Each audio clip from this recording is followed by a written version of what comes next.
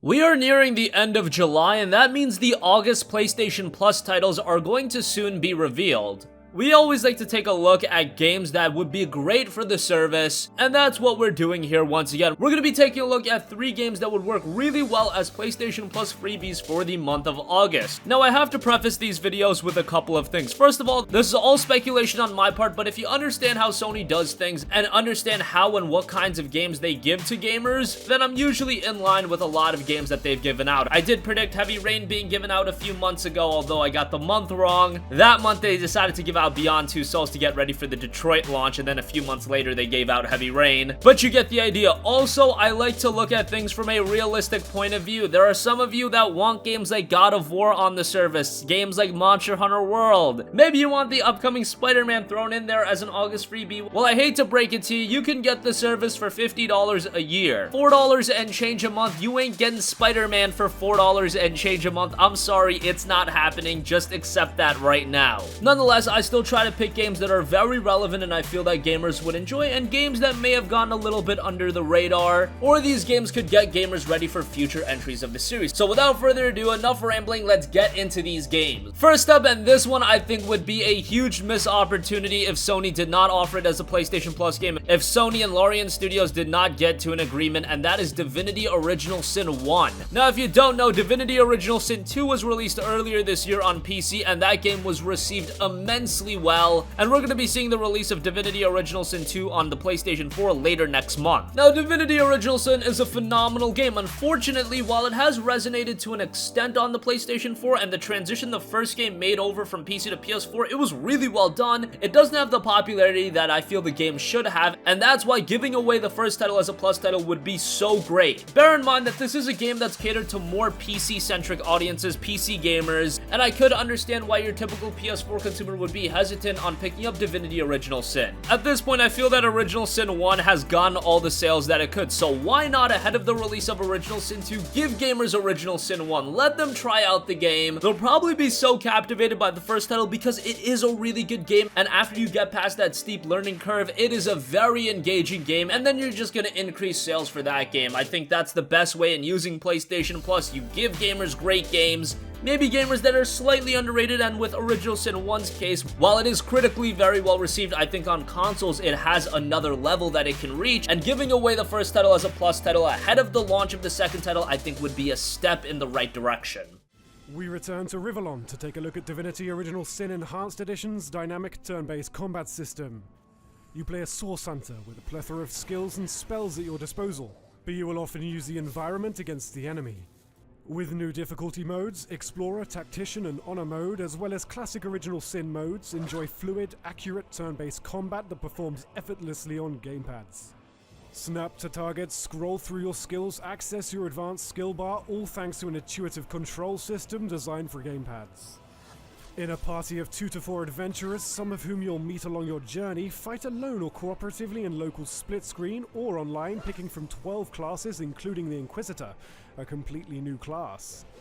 Classes in Original Sin Enhanced Edition are archetypes, and you can completely customize them at your will as you level up with new ways to fight, grenades, dual wielding, and of course... Moving on from that, as you saw with Divinity Original Sin 1, I'm a big fan of using PlayStation Plus as a promotional tool to get gamers ready for upcoming games in a franchise, and there's no better way to do that than with The Walking Dead Season 1. Yes, The Walking Dead final season is starting in August, but there are some gamers that have yet to check out The Walking Dead, and that's just mind-boggling because these games are so good. And by the way, they are very easy platinum trophies, so if you're into trophies, these games are must-plays, because not only are you going to get a great absorbing experience, you're also going to get a bunch of trophies along the way. But with The Walking Dead final season being released, nobody should be checking out that game without playing the first 3 seasons, and I feel at this point The Walking Dead has been around for so long that some gamers have this idea, well, I didn't check it out back then, I'm not gonna jump into it right now, and that is completely the wrong mentality. At this point, The Walking Dead is another title that I feel like has gotten all the sales that it could. Hell, they were even offering all of the Walking Dead games with pre-order of the final season, so you understand it's not like Telltale values these games so highly from a monetary standpoint that why not give out the first game as a PlayStation Plus title. In my opinion, Season 1 is still the best, but that's a debate we can have at a different time. Just know after playing through Season 1, you are going to be so absorbed into the world, the characters, and you're gonna want to know what happens next. And having players play through that, they're gonna jump into Season 2, they're gonna jump into a new frontier, and they're eventually gonna check out the final season. And The Walking Dead is one of those games that you just have to get them in the door, and once they're there, once they've played just an hour of it, once they've gone through Season 1, Episode 1, they're going to be hooked, and Telltale will have control over you, and you will want to check out the future games. And on top of that, there are gamers that have yet to check out the Telltale experiences, so why not give The Walking Dead Season 1 just to open them up to that door? You get that promotion for the final season, and then you open them up to this world of Telltale experiences. It's just a win all around. I know they've given out games in the past such as Game of Thrones, but those aren't as good as The Walking Dead. Really goes The Walking Dead, there's Wolf Among Us, there's Tales from the Borderlands. Those are the really good Telltale experiences. Not all Telltale experiences are home runs, but The Walking Dead absolutely is. And ahead of the release of the final season, and again, it's the final season, this is one of the most influential game series in the last decade. That is not hyperbole.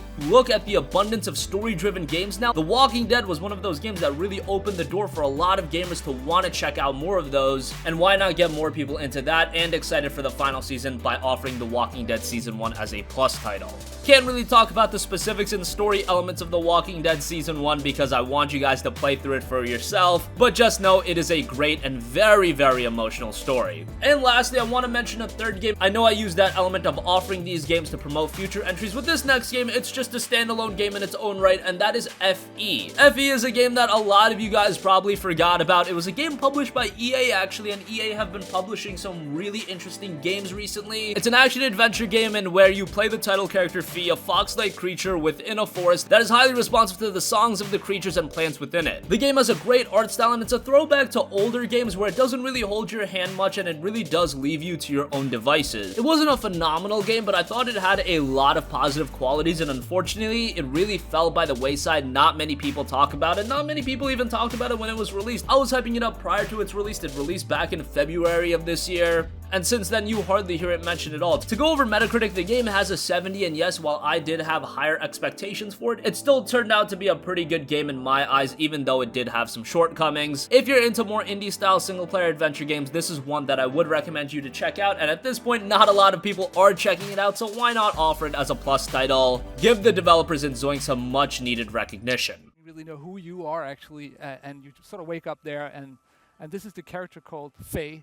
Now I decided to follow this little deer here. Yeah. Now, what kind of character is it? Because I've heard different things. A little woodland creature. Yeah, I'm going to explain it because basically Faye actually means fairy in Swedish. Huh. And I thought I wanted to pick something that just felt really sort of Nordic and weird and then, you know, mystical.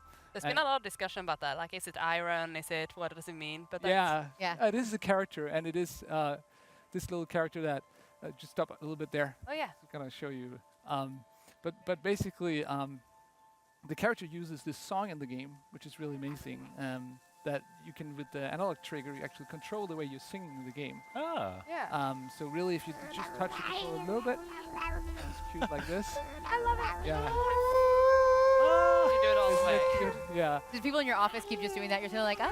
Yeah. We have actual voice actors coming in, and there's like weird sounds in the music studio. Every day for a while, was like people screaming and screeching and howling. That is There's the not a cutest lot little of howl. there's not a lot of dialogue in it, but you do communicate with the. So that is going to conclude this video. It seems like you guys enjoyed this series. You guys enjoyed my input on what games I would like to see as Plus titles. If you guys have any ideas of your own, make sure to leave them in the comment section. For a long time, especially the latter part of last year, the Plus titles were just very lukewarm, but I feel recently they've gotten a lot better with games like Heavy Rain, Absolver, Beyond Two Souls. We got Deus Ex, Mankind Divided earlier this year, Bloodborne. It doesn't get much better than that, and I feel that PlayStation Plus has been on a roll recently. Again, I know some of you want your Spider-Mans, you want your God of Wars, you want your Monster Hunter Worlds. That's not gonna happen. Again, if you're crafty about it, you can get a year of PlayStation Plus for $50. That's $4 and change a month. Yes, it sucks that we have to pay to play online, but that's the reality we live in. Same time, we can get some interesting games, and if you're telling me that $4 and change a month is gonna get get me access to games like Absolver, Heavy Rain, potentially Divinity Original Sin, The Walking Dead, FE. Even if you're not playing every single one of those games, if you're just playing a handful a year, you're making up that cost rather quickly. That's gonna conclude this video. Sound off with your thoughts on what games you'd like to see as Plus titles next month. Thank you for watching, and goodbye.